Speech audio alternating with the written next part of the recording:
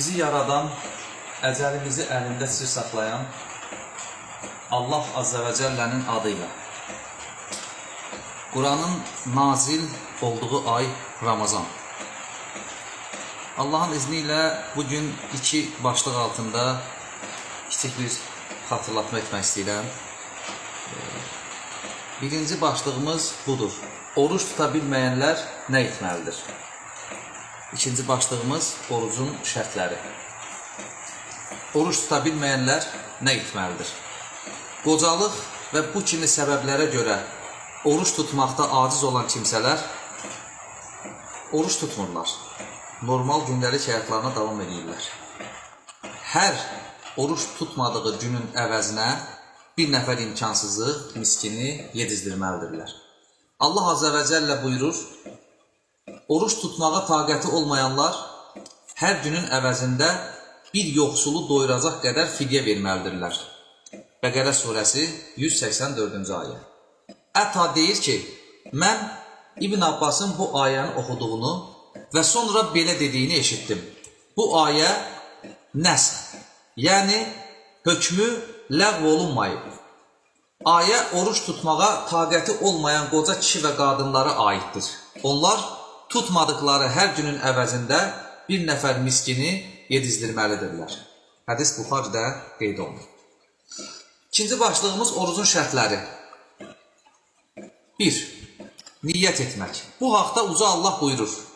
Halbuki onlara əmr edilmişdir ki, Allaha, dini yalnız Allaha məxsus edərək, batildən haqqa, İslam'a dönərək ibadət etsinlər.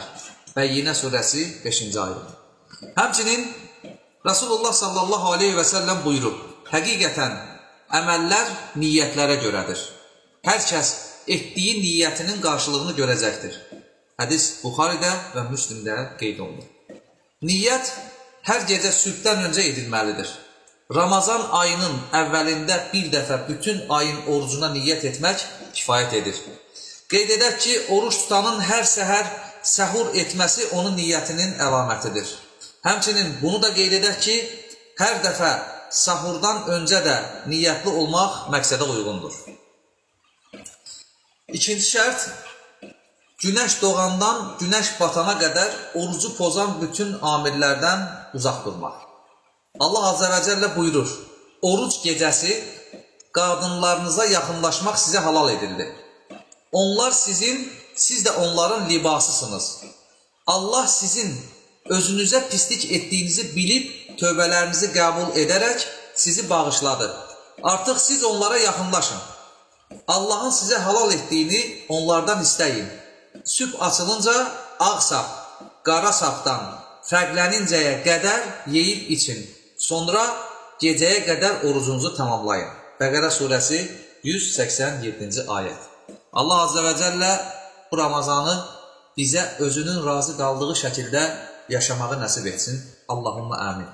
Subhanaka Allahumma və bihamdik. Əşhədu ən la iləhə illə ənt. Əstəğfiruka və atubu ileyk.